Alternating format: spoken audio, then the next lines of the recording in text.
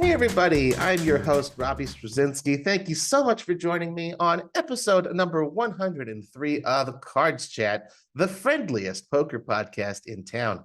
Today's guest has been working for over a decade on the World Poker Tour, where she is now the company's vice president of global tour management. Known industry-wide for her dedication to advancing and promoting women's participation in poker, as well as for helping to grow the WPT into a truly global brand. On today's show, we'll learn more about her passion for the game of poker, her life off the felt, her future poker industry goals, and of course, plenty more about the World Poker Tour from her unique perspective as its 20th season is now reaching a climax. Angelica Hael, welcome to the CardsChat Podcast.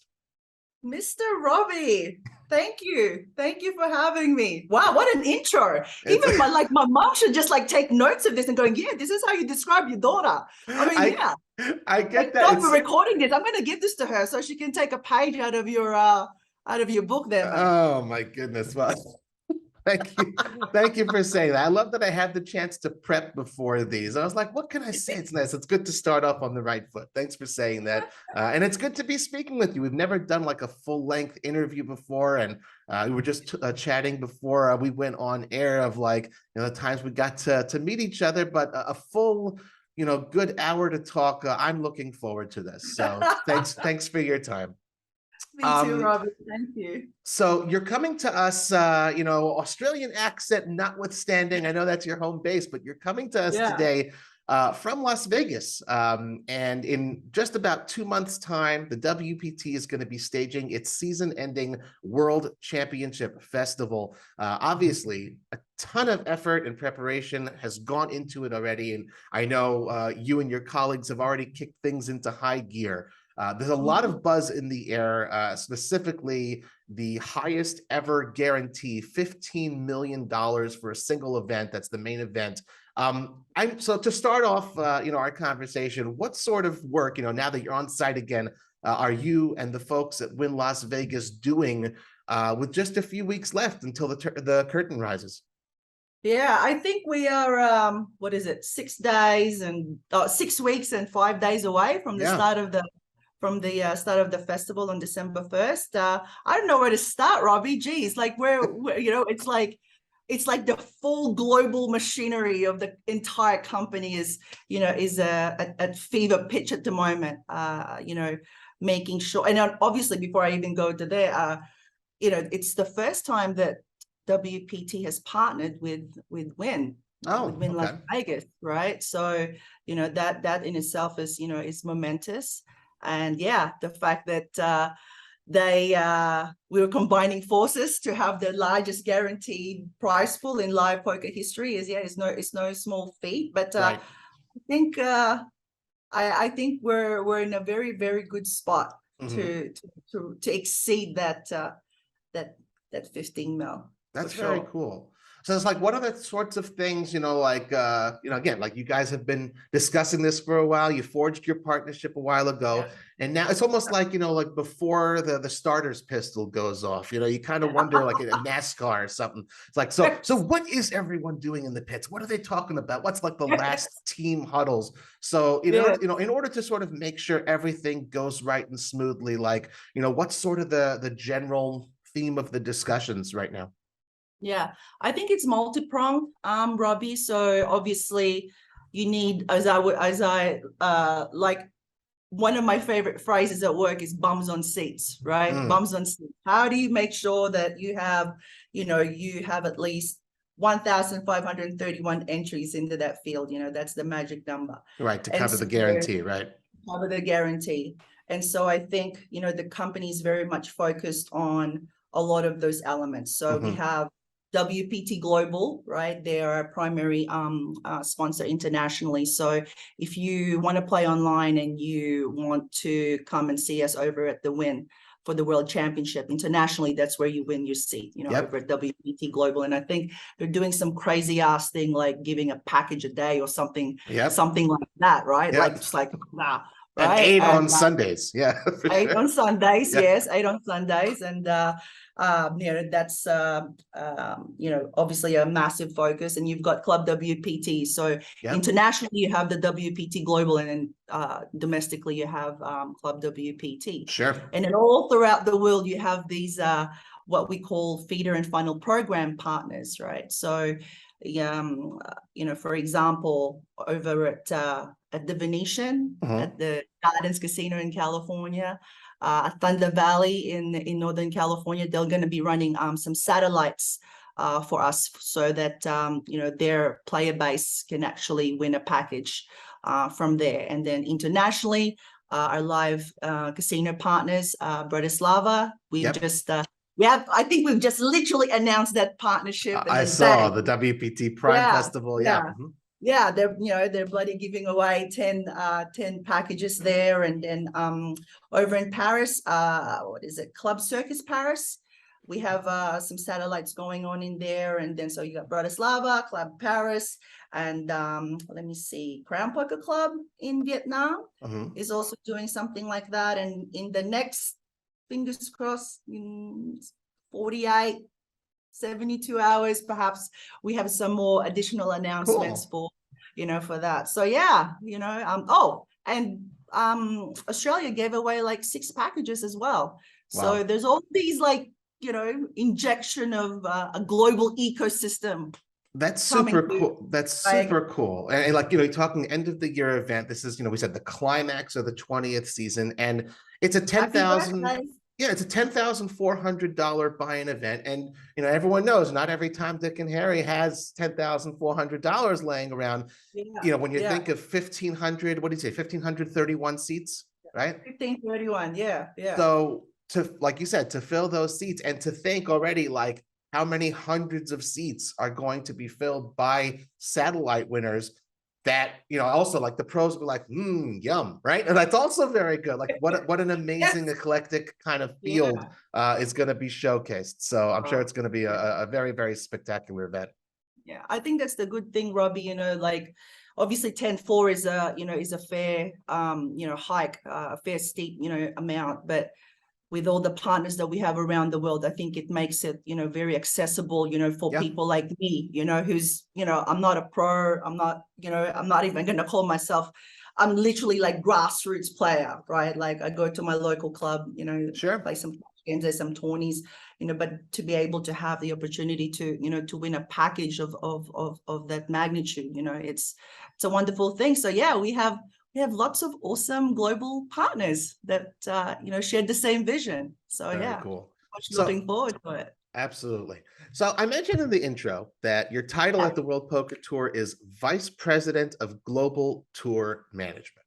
So for everyone else in the world who doesn't have that title, can you give us an idea? What are your sort of day-to-day responsibilities, and how do those differ before, during, and after the staging of an event anywhere in the world? Okay. So I have this very fancy title that you've just said there, Vice President of Global Tour Management. What on earth does that mean? I don't think that a specific title exists anywhere else in the world, but essentially I am responsible for all facets of the global tour for the company, for the WPT. So, wow, I don't know. So, for example, I decide the strategy of the international markets that we enter, right? So this particular country is looking good. This is, very much part of our, strategic plan. So, myself and, a handful of my senior people will go out in the marketplace and start, speaking with the casinos there, directly, get into the contract stage, haggle, talk about, the dates. The scheduling is always, the most critical part of it. Prior to COVID, we had anywhere between 60 to 70 global events. And I have a very small, dedicated, human beings that are just, it doesn't matter if you, chuck them in Antarctica, and they'll know exactly how to execute a world-class, poker event. So yeah, pretty much, everything that you see and you touch and you hear that is under the Wpt Global events. Mhm. That's my purview. It's my responsibility. So, Yeah.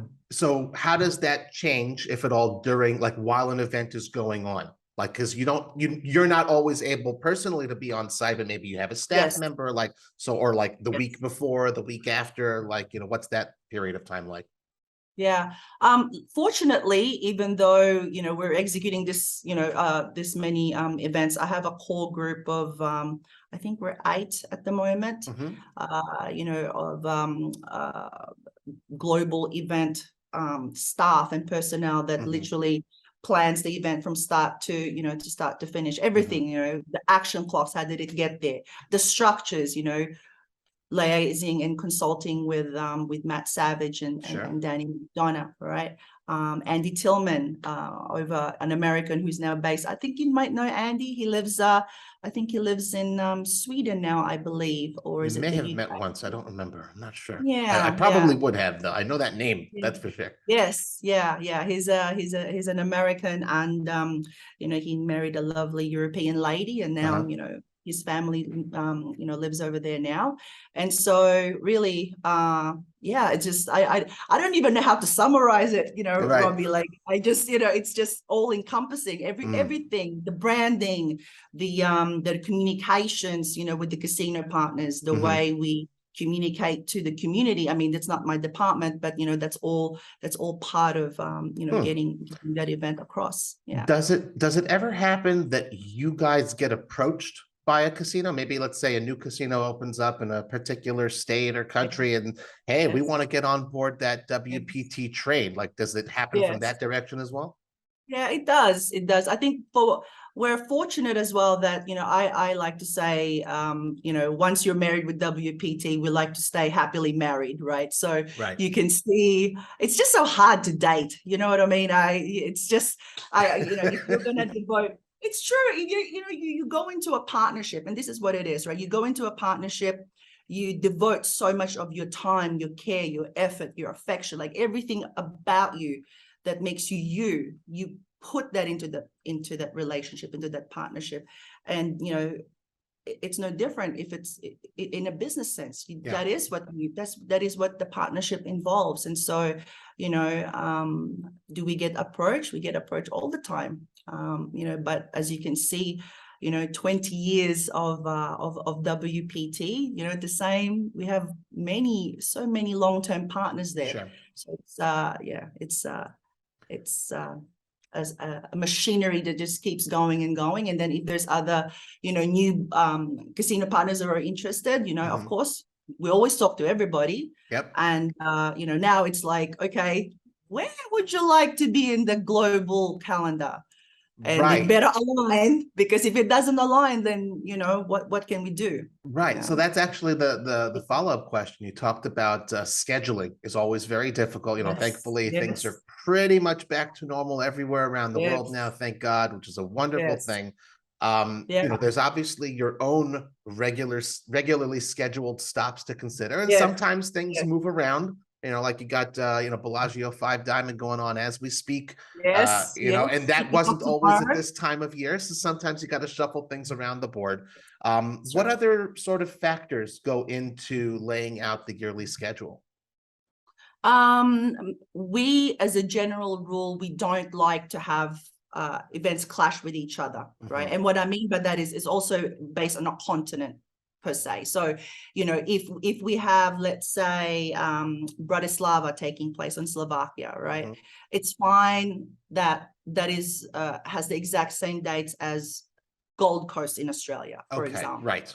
Not ideal, obviously, but it's not like you split your player base and made them, it's not, it's but it is definitely an art and science. That's for sure. Right. And, fortunately, again, I think we've been very lucky in that the same global events of WPT tend to take place around the same time. So you've already built that equity into that calendar. So any person in our industry will say, oh, yeah, that's right. April is normally when Seminole Showdown is taking place. Right. Choctaw is always around May, Mm-hmm. over in Oklahoma. So, we're very fortunate that, we don't have to reinvent the wheel because, Right. we've been doing the events for so long that, it's kind of solidified in the global calendar. Sure. But, And of course, all of the casino partners know precisely the A+ high quality that they can expect. So it's almost plug in and play to a yes, certain degree. yeah, Very cool. 100%, 100%. I'm call it a guess, call it a hunch. I'm guessing you personally were not quite as busy when you started with the WPT 12 years ago. What made you first decide to apply for that role? I actually did not apply. I Oh, had just, I haven't had an interview in a very long time. Robbie, it's like, oh my gosh, I hope I never get fired because I'm so bloody out of like practice. I would literally bomb that interview. But I was at Party Poker. Yep. So I started over at Crown as a dealer. And I was looking for a job that will enable me to combine uni and, earn some living and stuff like that. And so I stumbled upon Crown Casino. I was a dealer there. It was good because I'd work 10-hour shifts. I'd have 3 days off. Awesome. Life is great. And then one particular year, I was involved with the Aussie Millions. Okay. And so I was the conduit between Crown Casino and Party Poker. And then, over breakfast, my then boss said, Ange, what do you think about Gibraltar? And I'm like, in my head, I go, where the is Gibraltar? I can't say that because I'm like, oh my God, you're like the ignorant Aussie. Like, oh my God, no.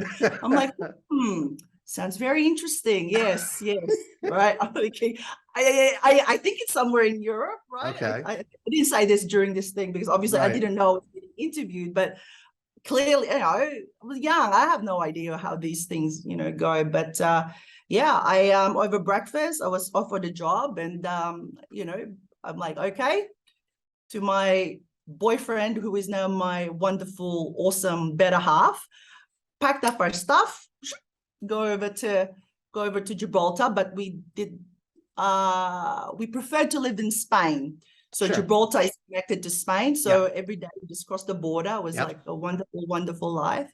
And then we decided to get married and went back home. And then on the way home, Tom Hall of Asian Logic, right?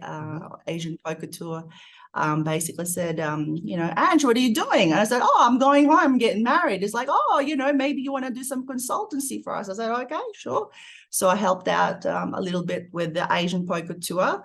And then, okay, so now, that gig finished. I had some other clients and stuff. And then my hubby gets offered a job with Mangus Gaming, with BetClick. Okay, sure. French-facing gaming brand, but located over in the UK. So, we're like, okay, take two, pack up the stuff, go over to London, and basically, I just said, you know what, I'm just gonna I'm gonna pop out some kids. I'm going to be a museum snob. This is what I'm gonna do for the next couple of years. I'm not doing shit. That's it. Staying home. Well, there are some great museums in London. They're all free. So that's really cool. Yeah. Just fabulous stuff. And so, we moved there in December, and, a couple of months later, I'm right on track because I'm a Swiss trained with Japanese efficiency. This is how I like things.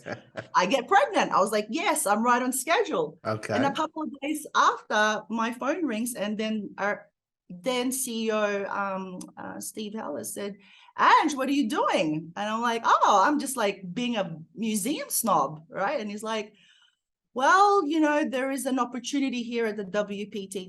It's in LA, and we want you to start something. And of course, I worked with him when we were both at Party Poker. Right.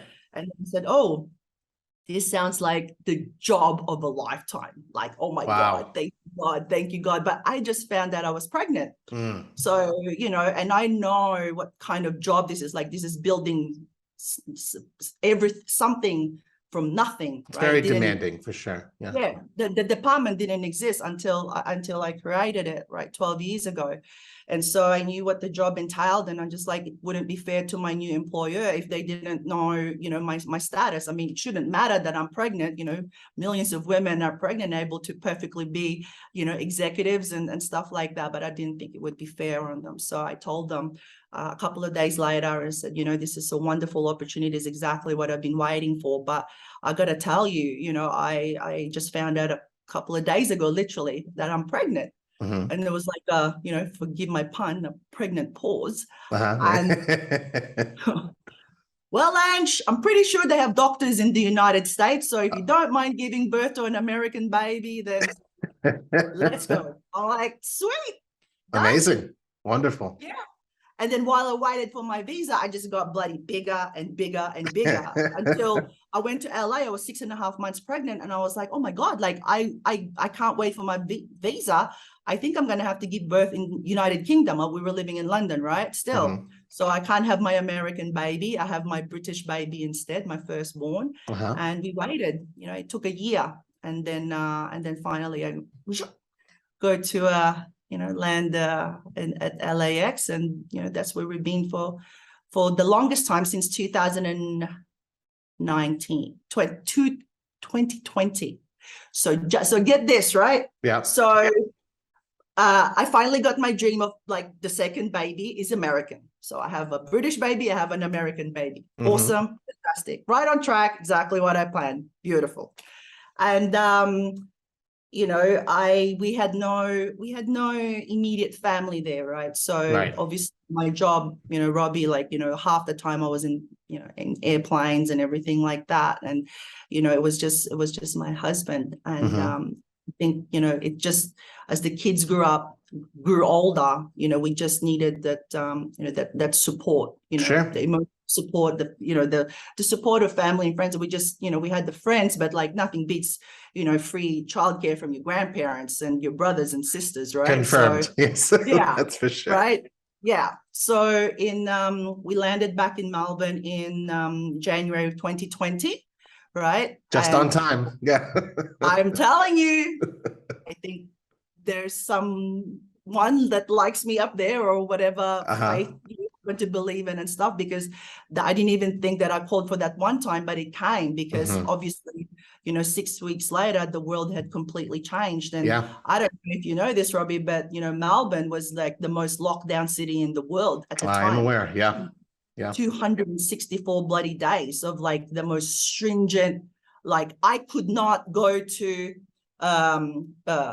shopping for groceries or anything like that. Wow. It has to be within 5 kilometers of my home. What's that? Yep. 2.5 miles, whatever it is, right? I could go out for an exercise for an hour each day, but you know, that's it, right? I mean, it was just really, really tough, you know, particularly on Melburnians. So so I have been living in Melbourne, you know, ever since. That's really 2020. That's great. And what I mean, obviously, pandemic notwithstanding, like you're able to have that support that you had hoped for as far as family and friends and stuff close by. Oh yeah, absolutely. My in-laws live literally about 2 minutes around the corner. So like wonderful. I get like a daily, I mean, it's just amazing, right? That's like great. My in-laws, like I'm just so spoiled. The kids are just like really thriving. My mom and my brothers are there. Just like, you know how it is. Nothing beats, I do. Beats family, right? And so, you know, thank God for, you know, Mr. Adam Pliska, because he has enough faith and trust in me to, you know, to handle a global tour that is 14 hours direct flight to the left or to the right, wherever you're facing, right? And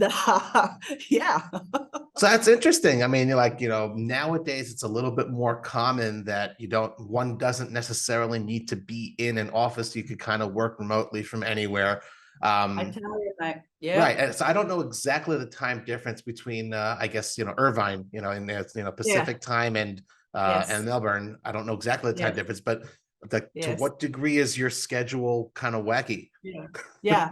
It's pretty wacky. So I tried to keep as close to Pacific time zone. So wow. it's tougher for me when it's their summer, which is my winter, because I think that the difference then is 17 hours. So my normal typical day would be like, I get up at like 4 a.m. my time, which would be about, I want to say midday their time. So I have a good, chunky, 6 hours, but obviously that plays real havoc with, with the East Coast, right? Right. So, I have to, really, really be mindful of the time zone differences and stuff. Wow. But I think, Robbie, if there's anything to be said about the pandemic, it's really that, because I don't know if,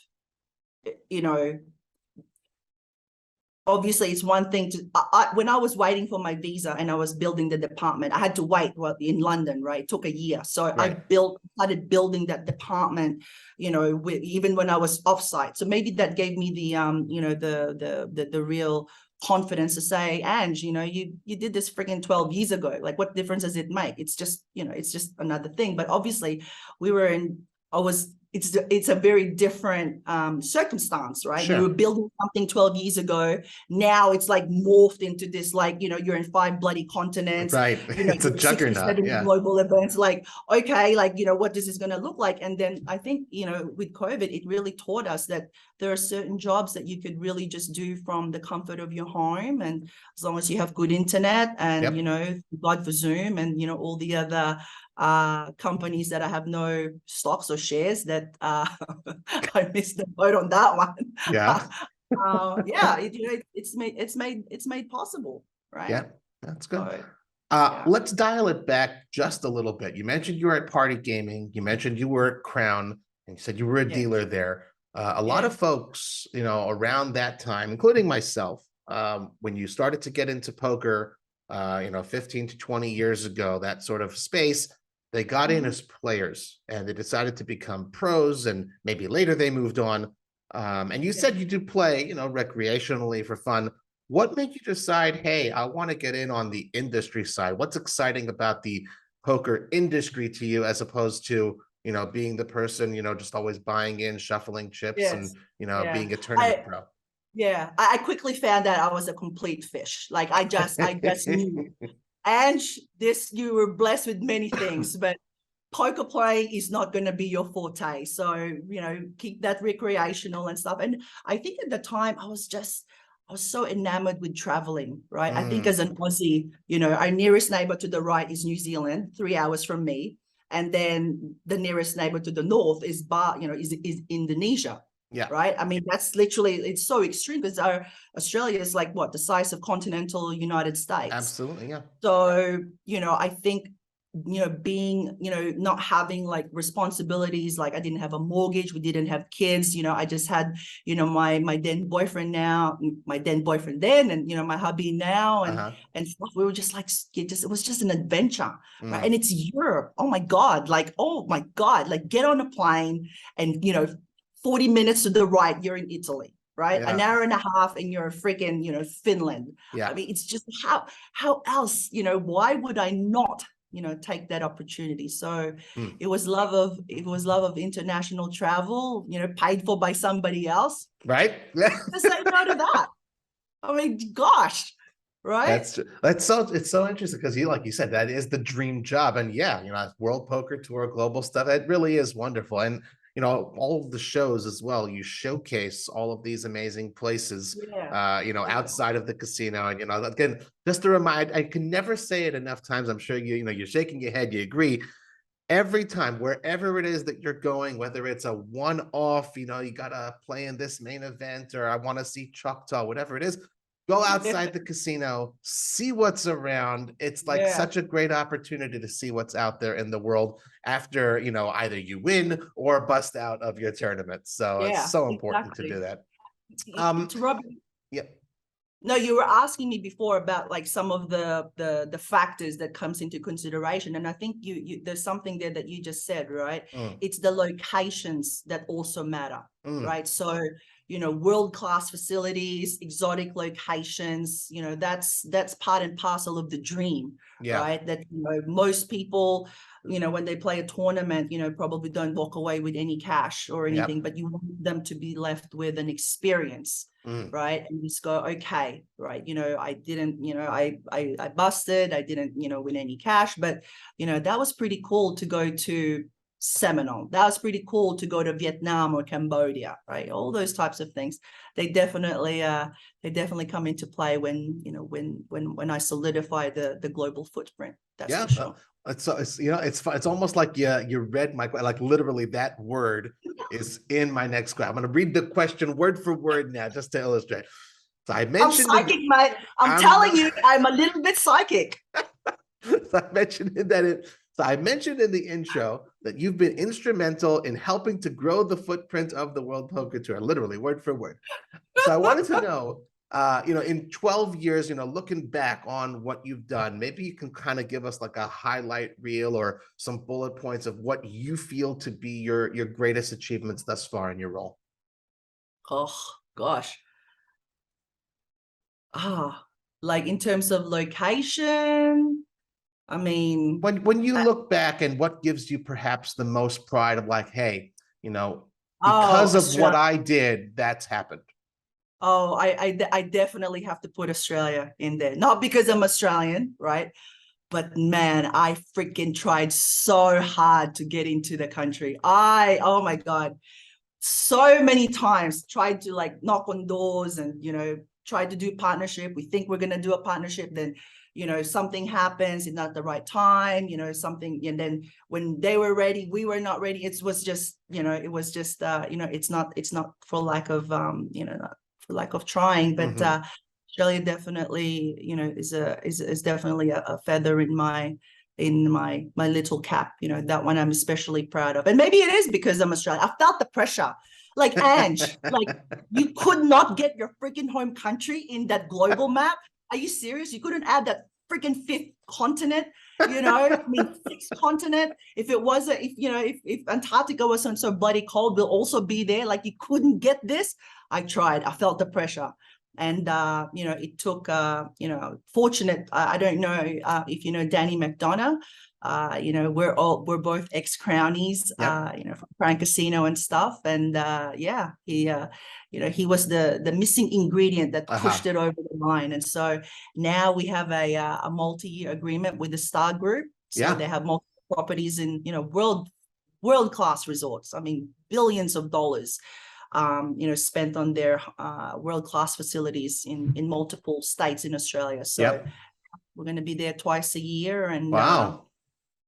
That's huge. How did you settle on the Gold Coast being the first? Because, like, everyone thinks, like you mentioned, the Aussie Millions, and everyone knows about that one. And when it was announced, I was like, oh, the Gold Coast, that's interesting.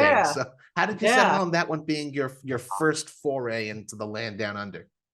Because firstly, if there's like Gold Coast to us is like if you married Florida and Hawaii, you get the Gold Coast. Wow. I mean, that's literally, I mean, we don't have a location around the world that is like 400 meters down the beach. I mean, you can literally see the ocean from the casino. I mean, oh my God. Talk about the locations, those things, those intrinsic things that, it's very hard to say, oh my God, this is valuable. But, having an opportunity to be in a world-class resort, high-end, facilities, stone's throw from the beach. I mean, I'd got to be damn bloody stupid not to have a crack at our first event there. So very cool. That's where we were. So you've mentioned that this has been your dream job, and if I asked around among my friends, and I've got a lot of friends, and I'd be hard pressed to find anybody that hasn't had at least 2 or 3 jobs over the last 12 years. What keeps you so excited to keep showing up at work every day? Oh, mate, it's WPT is a company that, I mean, I think it's well known in the industry that it's, we have like this ethos, like it's a family, right? But not the hallmark kind of like kumbaya, I mean, that's also nice, but family in terms like real family, right? So you sit next to each other at Thanksgiving, but you have your differences, you air it out. Okay, fine. All right, let's, clink glasses. It's done, right? So I like that there's something about that that dynamic, that really, really appeals to me. And again, I can't sing enough praises for Adam, right? It's a massive global brand, right? When I first started, like as I was saying, like it's a dream job, like as a poker fan, like I'm thinking, oh my god, I got a job at the World Poker Tour. Oh my god, right? I'm gonna do something that that I'm gonna create something that doesn't exist. Like, oh my god, Ange, bloody wake up, this is a dream. And to be given the autonomy, the independence, right? He's so, he just trusts his people. It's such a huge brand, global brand, but it's so flat. The organizational hierarchy, right? It's Adam and his vice presidents, and then the people that support the vice presidents. It's I've worked when I was younger in some companies where like you got to put your hand up to it's extreme, like not to go to the bathroom, but like it's just so it's very hierarchical, right? And in WPT it is the complete opposite of it. So I think you'll find a lot of WPT lifers, right? Once you're in the family, it's very hard, it's just almost impossible to leave. And it's beautiful. And I have to just obviously outsider, but I've witnessed it. I've been on the bus on the way to the WPT roast that happens every once in a while.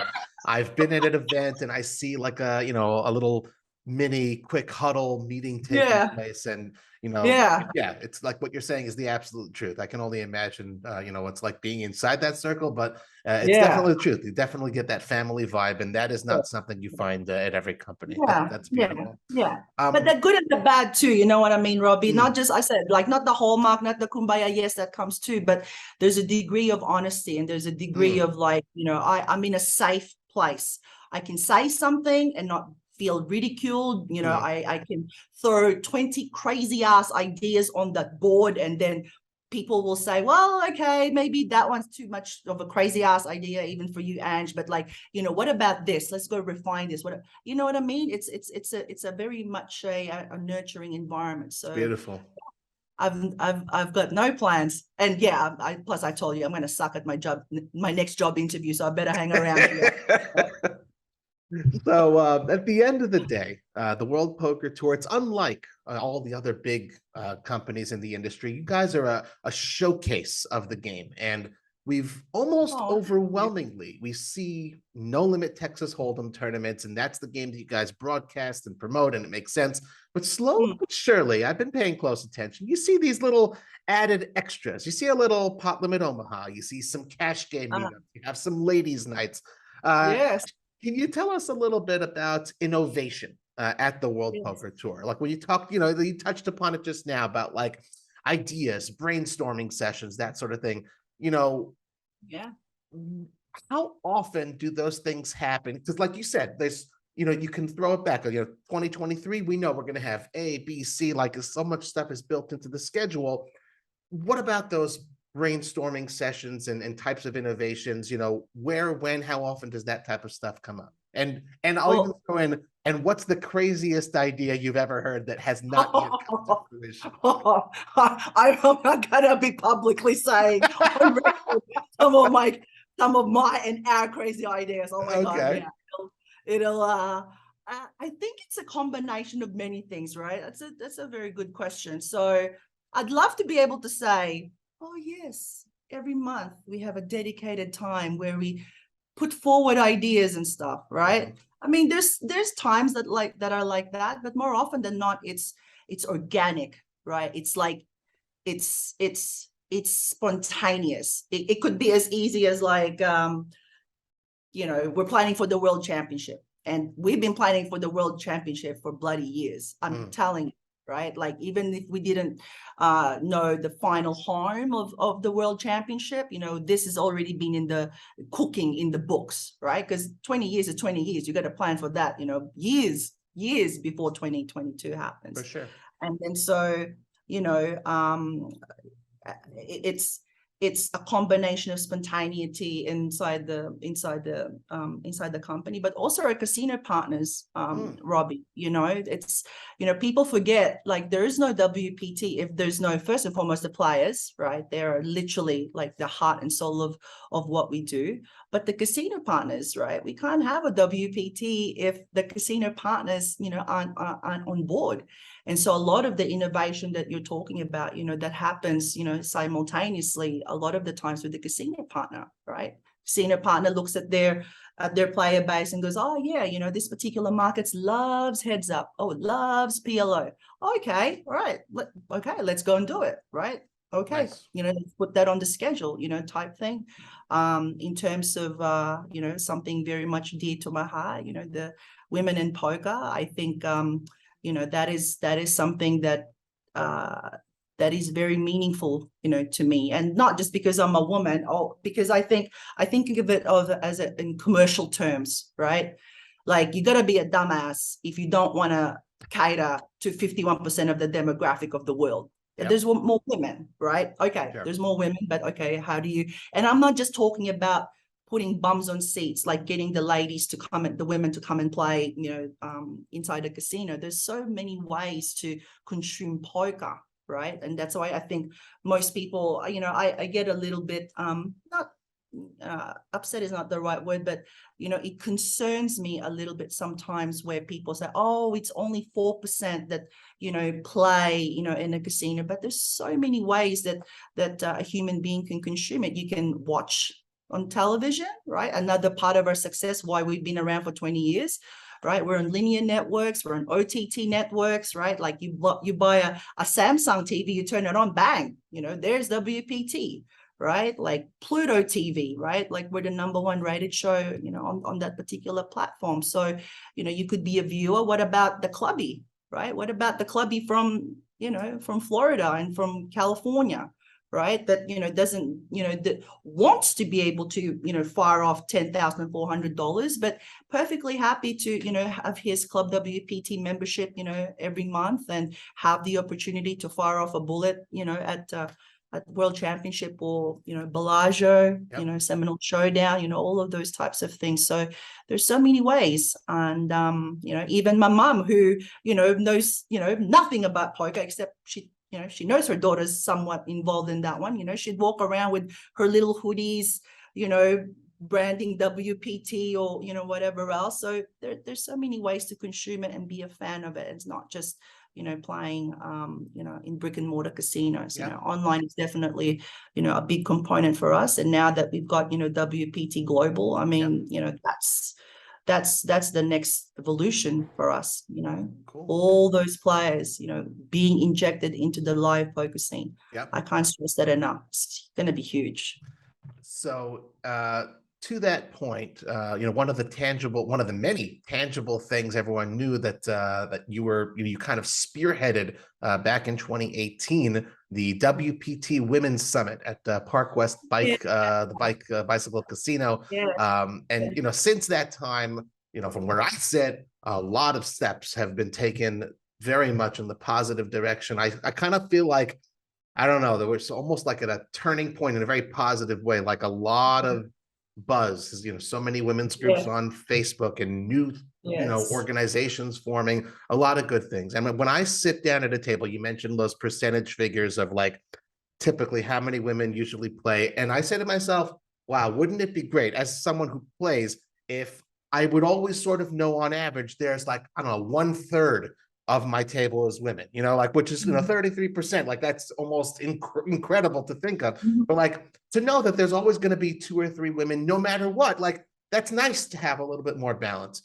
Yeah, how about from your side? What would you like to be like, oh, that would be really nice if we could get to, X type of point? Well, as I said, I don't want to look at it through that one particular lens, Robbie. I think, you mentioned the Women in Poker Summit that we hosted at the Bicycle Casino, right? I mean, that was a real turning point for us, right? Because there's as a player in this industry, and I don't mean like I'm a pro player, but just a person, a human being in this ecosystem, right? You have like ideas of like, what could potentially move the needle. I happen to be a woman that, is a demographic that, not just because I'm a woman, but like I'm also a recreational player, right? Like, how do you cater for women like me? Like, most of that ecosystem is made up of not of pros, but of grassroots players like myself, right? 100%. So, the challenge was like, okay, well, what do you do? So you have to go to the community and ask them, hey, what do you what do you guys, what do you women like to see, right? So that summit was such an eye opener because we had ideas there like, bankroll management, like, could we have like a sponsor that, just, bankrolls a lot of the women. We had this particular idea of like the weekend women warrior, right? The WWW, right? People like me, I don't have bloody 5 days to play in a tournament. Like, give me something like a quick sit and go on the weekend. Like, I'd fire a bullet there or a bus and I fire another one, and then that's it, right? Like, I'm not, it's not taking up too much of my time. So all these initiatives, all being talked about, and that happened August 2018, and then bang, reports were done, started reaching out to the casino partners. Hey, Borgata was on board, Commerce was on board, Gardens was on board, Bicycle Casino, all these casino partners that we have, they were starting to look at more ladies tournaments, right? Specific initiatives that caters for women. So for example, if you happen to be at, let's say, Borgata, right? Borgata was looking at like, discounted amenities for women, right? 20% off for the spa, right? 20% of the, the merchandise, like all these things. Commerce was going to do this, a dedicated Learn WPT seminar, right? To encourage more women. So all these initiatives like were being planned. It takes a while, right? And then just when we're starting to hit the stride, just when we're about to like really roll out some big guns, that little thing happened around the world. Yeah.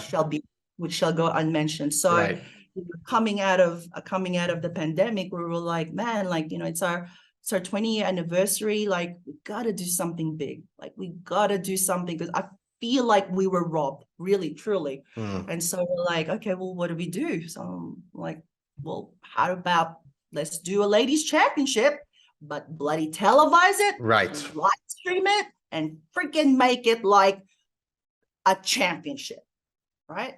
So bang, there you go. I don't know what else we can, it's a significant investment on our part, for sure, but, put your money where your mouth is, let's go and do it. So it's going to be good. What's the official date? December, was it 17th? December 16th. So 16, 17, and then the final table is, will be over at on the 18th. Amazing. So 16, 17, 18. So see, weekend, right? 3 days, right? We chucked in a I don't know if you saw the announcement. Jamie made the announcement. Jamie Kerstetter made the announcement that we're going to have a ladies meetup game. Yep. So that's going to be a friggin' monster. Yep. So yeah, it's we've got lots of plans. And I think there's also even satellites into the ladies event as well. Yes, of course. Yeah, I'll try and satellite in, but at the end of the day. Yeah, nice. I'm going to be dead money anyway, so it's fine. I'm happy to contribute. Fantastic. Well, I know one thing. I got to throw one stat at you, and this is one I'm very proud of. It's like, it just happened to be originally, and I'm like, I want to make sure we keep to this, that of 103 guests thus far on the CardsChat podcast, we're averaging around a quarter, 25% who've been women. So that's something I'm very happy about. We're trying to do our part, at least have some sizable representation on that front, and thankfully we've got wonderful guests to fill in, which is great. That's wonderful. That's awesome, Robbie. And I think all of us have a part. Not everybody has the platforms, right? Not everyone has your public persona, your public reach. Not everybody is an executive at a company that can move needles, but all of us can have a small part, even like you don't care about it, right? Like, I don't know, like, be nice to the human being on your table, Yep. Don't cost you much, Absolutely. but that could be a pleasant experience for my sister and my cousin and my grandma. I don't know, they might fire another bullet or, keep playing donking off their cash to you, you know, why it's positive EV for everybody. Absolutely. When you look at it from that point of view. You mentioned the notion of family. It's obviously it's stitched into the very fabric that is the WPT. But let's talk just for a moment, since you mentioned, your boys, family away from work. What are some of your favorite things about being a wife and a mom? Yeah, that sounds so bad. I actually love being like that sporting mom. I never thought I would. Like, the unpaid taxi driver, Uber driver, Lyft driver. I actually love that. My boys cool. are very athletic boys, and they play 2 sports in a given season. I don't know, they're just crazy. But I love driving them to training. I love watching them, play, whether that's basketball, footy, soccer. I think my hubby's trying to get them into jiu-jitsu, so that's going to be different for me because that one-on-one sport, it's always been a team sport. So yeah, I surprised myself because I love the freedom of just like being there on the sidelines and just going, yeah, go for it, come on. And not just my kids, but just like seeing little human beings, do their best. It's so grounding. It's just reminds you that it's like, yes, you can do multi-million-dollar deals and everything, and it'll give you, that glow and that, I did that, awesome. But, seeing your boy do a 3-point shot, I mean, oh my God, like you sit there and go, oh, my baby LeBron. Oh, yes, that's my baby LeBron. That sort of stuff. That's awesome. Yeah, I thrive on those things. And I think, not enough. I can't give enough. I mean, I give credit to Adam, for giving me that opportunity, that trust, that confidence. But man, Robbie, I was not blessed with poker skills or anything like that. You're not looking at the next, poker champ. Well, maybe, I don't know. But, we're in the partnership stakes, in my better half. Oh mate, I got the bloody jackpot on that. The nuts.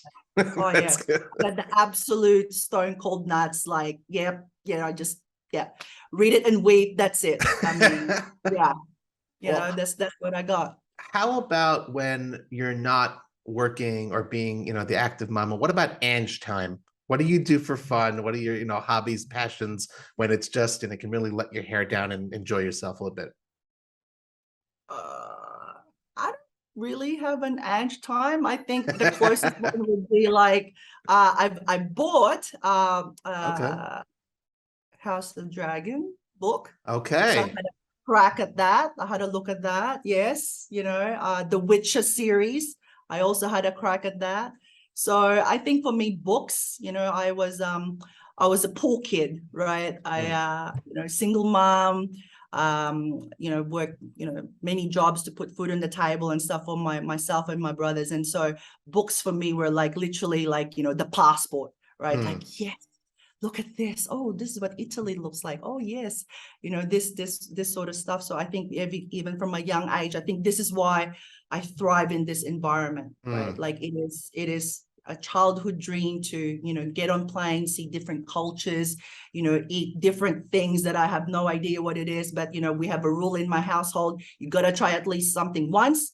And if you don't like it, then that's fine. But you got to have a crack at least once. Sounds very familiar to me. Yeah. From my household as well. Yes. And it's like, how do you know you won't like it? You tried it. That's right? true. Absolutely. So, I think, Ange me time is literally, books. And it sounds a bit boring, doesn't it? But not at all. No, I have very similar also. Like I'm very fortunate. I have the Sabbath at the end of every week where I forcefully I disconnect from everything online.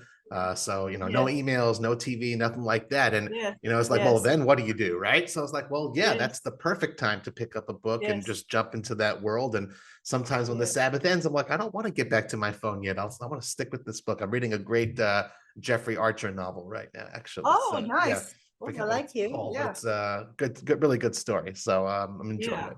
Yeah. And you were one of 7 women shortlisted for the nomination to the upcoming class of inductees for the Yeah. Women in Poker Hall of Fame. The ceremony is going to be right around that time, Yes. mid-December, when you have your ladies' week, 14, you I have a big think. ladies Yeah. event. Obviously, you fulfill the criteria for induction, and I wish you the absolute best of luck with your candidacy. Thanks, mate. Thank you. Whether or not you end up getting enshrined this year or in future, I mean, it's a given that it's going to eventually happen. So just a matter of when.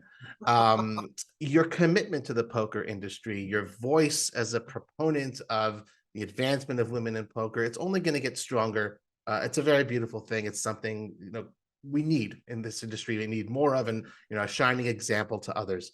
So my question to you, with all of that preamble, why do you believe that it's important to have a Women in Poker Hall of Fame that exists separately from the Poker Hall of Fame that we're aware of? I think it's always good to have representation. You know what I mean? I think, kudos to Lupe, who founded it, many, many years ago and stuff. I think that, the Hall of Fame, that's going to be, you look at the who's who of poker in general and stuff, I think I'm going to be like, 1 billion years old to even be, nominated, for something along those lines, right? So I think, supporting the Women in Poker Hall of Fame is like very important. Having that, particular class and group of people, to give their moment in the sun, to give shining light to it, and highlight those, the efforts of those women. I think, it's, it's a great thing. For the same reason that we have, seniors championship, right? Like, why do we have to have seniors championship? Why do all of those types of things? I think it's very important. So yeah. I like it. Good answer. Mate, I'm flabbergasted. I tell you what, like, I'm just like, I saw it and I was like, oh my God, like, really? Like, I have no poker game. What is this? And then of course it's your contribution to, to the women in poker, in general. So, but yeah, look at the bloody list, mate. Like, geez, Vanessa, Jennifer Tilly, Liv, Terry King. It's a magnificent 7. That's it's one of those lists, like you said, just to be nominated. Really, I mean, like that is pretty damn cool. So that's a very cool thing. You did mention my name, like, that's my name there. Look at that list. That's freaking fantastic. And you mentioned Lupe Soto, of course. I got to mention, I believe she was episode number 50, pretty sure, here on the CardsChat podcast, if anyone wants to hear more about her wonderful story as well. I've got one more question of my own for you, Ange, before we move into the community questions. I will try to end off on a big one here. The current 20th anniversary season of the WPT, it's one, like you said, you kind of, you had this pandemic get in the way. Okay, time to pull out all the stops. You've got Andrew Nemi and Brad Owen and Doyle Princeton and Steve Aoki, everyone's ambassadors and representing the brand. It's huge. You rebranded the company logo. You've got WPT Prime. I mean, there's so much. And of course, as we started off, you've got the $15 million guaranteed WPT World Championship. So my last question is, the unofficial motto of the company is something Adam loves to say: the best is yet to come. You've already done all that. What could possibly yet be best to come in 2023? Could you give us a little bit of a inkling, or maybe a preview? Oh, we've got something cool this. And if you can't, what would you like to see next year, if you can't tell us something concrete? Well, Robbie, I am feverishly working on the season 21 schedule. I think in a perfect world, we'd like to announce the schedule, as much of it as in its entirety. But I think I'm going to do it piecemeal. I'm going to do it like January to June first, and then probably fingers and toes crossed, maybe announce this, in a couple of weeks and stuff like that. Cool. I think you can be pleasantly surprised by some additions to the global tour. We're going to some places that we've not been beforehand. That's pretty cool. Okay. Beefing up some of the old stalwarts that we've got. So Gotta throw some darts at the map. Nice. Okay. We are not going to Antarctica. It's too bloody cold. I hate the cold like that. We're not going there. That's for sure. We are not. But I'm freaking super excited, mate. There's a lot of things there that I think will really resonate with the global community, and Excellent. I don't think it's necessary to always innovate every year. I think it's important to do that, but you got to also make sure that the foundation is super strong, so that you can build more things on top of it. And I think this World Championship, it's going to be nothing like the poker world has ever seen. So mate, I'm freaking stoked. I can't wait. 6 weeks to go. I am looking forward to being there myself, hopefully, and seeing you there and witnessing it all from the front row seat. Ringside seat, my mate. Yep. Well, we got to change gears, as one does at the poker table as well. Now we move to the segment of the show where we turn to you guys, our Cards Chat community. We want to see what questions you want to ask our guests. And just a reminder, we've got a dedicated thread on the Cards Chat forums for this. So as we announce who our future guests will be, please be sure to send in your questions. And the first one comes from Gutshot Gus. Gutshot Gus wants to know, and says as follows. First, a very sweet thing. It looks like you're poised to do some great things, and I think that poker in general and the WPT are better for having you. Thank you, Gutshot Gus. And Gutshot Gus wants to know, will there be an increase in WPT supported charity events over the next 5 years? Yeah, I think that's definitely on the cards, Gutshot Gus, because we have the WPT Foundation that actively works along those lines. And so therefore I think, we just did a collaboration with Dan Smith a couple of days ago over at Resorts World for his double up draw. So nice. I didn't know you guys were involved there. That's cool. Yeah. Nice. Yes. I love Resorts World. Great place. Yeah. Love Resorts World. We did the Aoki Jam, over there. Obviously Dan Smith, huge fan of his. He's a Champions Club member. It's taking place around, the event that he won many years ago, the 5 Diamond. So that kind of, made a lot of sense. So yeah, I think you can expect a lot more of those efforts to come from WPT and the WPT Foundation. Excellent. Yeah. Good stuff. Yeah. Acid Burn FX, as Matt Savage, I know he listens to all of our episodes. One of our creative question askers. Yeah. This is an interesting one. Have there ever been any players or incidents that have given you stress during a WPT event? How did you deal with challenging situations like that? I don't think they're looking to name any particular people, but more of like, eventually there's got to be fires that come up once in a while. I am not naming names. I am not naming locations. I am not doing any of those. That's fine, of course. No, we are not. I think one of the ones it's not controversial or anything, but there was one year where it was Borgata, and it was like the Borgata Winter Poker Open. And I'm telling you, mate, like the freaking hailstorms, the mother of all, like winter storms. It was just, it wasn't polar vortex then. I don't know what we called it back then, but people were snowed. Blizzards, under, couldn't get to the event. People there were it was kind of like really, really, super scary, type thing. So, that's not controversial, but it just gives you like pause to like go, you can't really take things for granted. And safety, you always want to go to a place where you feel like you're safe, but if you can't even get there, that's fairly interesting. But yeah, you're in an environment where lots of, alcohol can be consumed, there's, things going on left, right, and center, just life. Yeah. Lots Okay. of those types of things. We'll do one more from Acid Burn FX. If you had a personal flag, Ange, what would be on it? A personal flag. A personal flag. What would be on it and why? I want to find out who this acid person is. Too. Like, I'm thinking, I really do. I do. I'm going to investigate this person. That is an interesting question. Well, firstly, it'll be colored red or black. Those are my favorite colors, red and black. What would it have? An emblem? I don't know. The sun? I don't know. Okay. Right.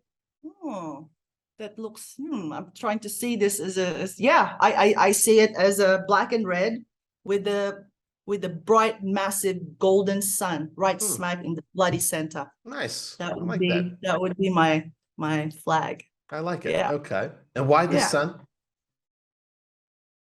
Because everything gravitates around it. Ooh, I like it. Yeah. Very good. Okay. With it, without it, we are nothing. Yeah, I like it. Yeah. Chica Bonita is our next question askers. I like this. This is great. And you have a very small team. How do you cope with such like a voluminous amount of work with such a small number, relatively speaking, of full-time employees? I have, if I could clone these human beings, right, the world would be so much better, right? We have Kathy. I'll tell you where they live too, so to give you a flavor, right? We have Kathy who lives in Vegas. We have Sam who lives in Missouri. We have Anna who lives in Florida. Hillary who lives in Alaska. Madison who lives in Alabama. Let me see. Anna, Pinky, both Floridians. Who am I missing? Kathy and Sam. Keta, who lives in Irvine, but is currently in Latvia. Oh, wow. Okay. She's spending the month there with her family and stuff. And because we all work remotely, it's, perfectly, okay. And Danny, who lives in an airplane at the moment, he lives in Manila, I think he is. Yes, he lives in a plane. He's practically homeless, that man. And Matt Savage, right, who lives in Vegas. But I think that's the core team of my particular department, and the beating heart of everything that we do around the global tour. And they're just phenomenal. I have no idea. I literally, like, how do you do that many events to the quality that it is produced in, no matter what bloody continent you're on? Like, how do you do it? Because you have very unique, very special, human beings whose DNA, it's imprinted. You can't force it. They're just made that way. They were born that way. And thank God that I happen to call them my family members over the WPT, because without them, well, you're not going to get this product, that's for sure. I am very fortunate to have met most of the people you named, and I can confirm also just very special people, hardworking, professional, but also that I love is just a love for poker, something that I share. And when it doesn't matter how good you might be or how skilled at a particular job, for it to work within the poker industry, you have to love poker too. And those people absolutely do. More power to you, to them, for making them part of that family. One more from Chico Bonita. Have you ever participated in WPT tournaments, or maybe employees are not eligible to participate in events? Yeah, I actually played. The last time I played, I think, was a ladies tournament over at Bogota. And I think I played with Jennifer Newell and, a couple of other ladies. So if I'm in town, I would love to donate and contribute to the actual to the prize pool, because that's all I do. I basically donate there, right? And I have so much fun doing it, because literally I think of it as pure entertainment, right? Like when I have the time to do it, I just want to sit there, just chat. There's not even just the ladies tournament, even like the cash games, an open cash game, my favorite, 1, 2, 2, 3, those types of games. And I have my Campari and soda, or my red wine, or my gin and tonic, or whatever else I might be partaking, maybe all of those, the above, in one particular sitting. And I find it very relaxing, and so I play cash games, I play tournaments, I'm awful at both, but I love it and I don't care. And yeah. Cool. Very good. We've got 3 more members of the community, 2 of whom I don't know before, so that's really good. So we'll get to one of our regulars, Crystals. This is a really good question from Crystals. Oh, okay. I like this type of question. So the WPT has been around for a very long time. What do you believe is the biggest mistake that has been made that you guys learned from and have, done something about? Ooh. Biggest mistake. I don't know about mistake, but opportunity. I would say, a missed opportunity, and we quickly rectified that, right? So I've been with the company for 12 years, and it wasn't until 2017, 18, right? So there was a big chunk of time that I've been with the company, and I never looked at the women in poker stuff, right? And I feel, it's not a burden. I didn't see it for what it represented, right? Because most people would look at it and go, oh, of course, let's go inject more women into the ecosystem. Duh, of course, that's a freaking, that's a no-brainer, right? But to look at it through the lens of commerce, of business, of economics, right?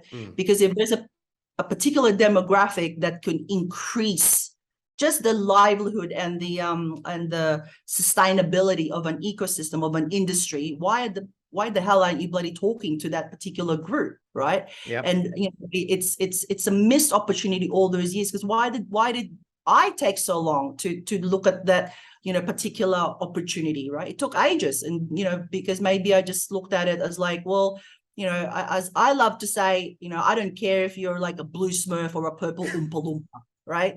Like, you're a bum on seat. You're either a bum on seat at a casino, you're a bum on seat playing Club WPT or Wpt Global, or you're a bum on seat watching us on tally or on your mobile phone, or Samsung TV, whatever it is, right? So why did it take so long? So now that like a big massive wake up call, like now that's the focus. But I think it's, if you are part of this industry, it is incumbent upon you to try and do something to grow it, right? I'm not saying go out there and be proactive. Not everybody has the interest, not everybody has the capability, not everybody has the influence or the platform. Not everybody is like that. You and I are very fortunate, Robbie, that we have those types of things. But anything that you can do to make the playing experience as pleasant as possible, whether that's online or in a brick and mortar, hosting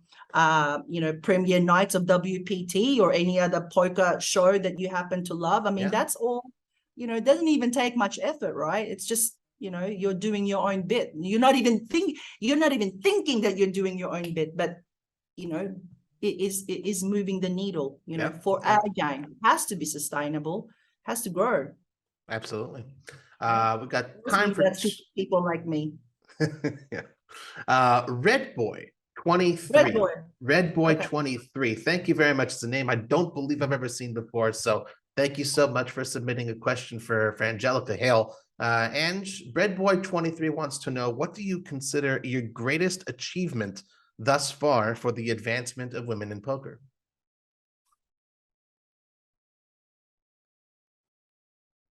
I think this one coming up in December. if I have to nail one particular thing, I'd like to think of it as a journey, right? The narrative, there isn't one thing. It's all the little things that account to big things, right? It's the daily talks that you have with the casino partner. Hi, mate, what about chucking a ladies tournament? What about doing a ladies meetup game? What about a discount for the women coming this weekend? What about a Learn WPT seminar? All these things that is so small to many people requires a lot of thought, care, and affection for what you want to do, right? And so you do something like that, it culminates into something. But if there is a specific one thing that we're especially proud of, it's got to be that December thing. Good stuff. The win. Yeah. Good. Stuff. You're definitely getting me very excited to watch that. That's very cool. Very cool. Yeah. And our last one comes from, I love this name. It's a wrong username. What a great name. Wrong username. Wrong username. It came in. This is our last question, came in last moment. So thank you for submitting one. It's kind of a biggie. Ange, what is your vision of future WPT events? My vision is to have as many bums on seats at those global events. No matter where you are in that continent, you want to go to Cambodia, I want to go there and set freaking records. I want to smash the casino record. I want to smash the country record. Those are the things that, that is the vision, right? Great. No matter where we plant the flag, bums on seats. The red and black flag with the sun, right? And a WPT logo. There you go. Yes. That's exactly right. I might have our designers put something like that on the might be an interesting color scheme, that one. Yeah. And maybe next time we have you on the show, we'll have that flag as your background as well. Thank you, everyone. I'll send you something on the post, Robbie. I'll do that. Thank you, everyone who sent in questions for Angelica Hael. Again, a friendly reminder to everyone out there in the Cards Chat community. We want to see you submit your questions. And again, thanks to those first-time question askers for our future podcasts, guests in the dedicated thread on the forums. Guys, please be sure to give us a good review on iTunes and spread the word via your social media channels if you like the show. And before we let you go, is there anything else you'd like to tell the Cards Chat audience? I thank you for the opportunity, Rob. It's always, awesome to, to catch up with you and, to the global community. We hope to see you at the Wynn Las Vegas in December. 3 televised events: the Ladies Championship, the Prime Championship. $1,100. Really caters for the grassroots people like myself. We have the High Roller, right, for all you nosebleeders out there, and the World Championship, and of course, everybody's bloody favorite, these days, the darling, the sweetheart of the poker world, the Mystery Bounty. That is gonna go off the charts. And so we hope to see you there. We have a couple of meetup games. I'm not gonna get in trouble from our marketing and PR media department by blurting it out here, but we've got some freaking massive ones that you need to be there, physically present to partake. So we hope to announce that very shortly. But yeah, hope to see as many of you around the world as possible, and have a crack at that 15 mil. Very exciting. Angelica, thank you very much for joining us once again, and thank you all for tuning in once again to another episode of Cards Chat. I'm Robbie Straczynski. You can follow me on Twitter at CardPlayerLife. I wish you all a wonderful day.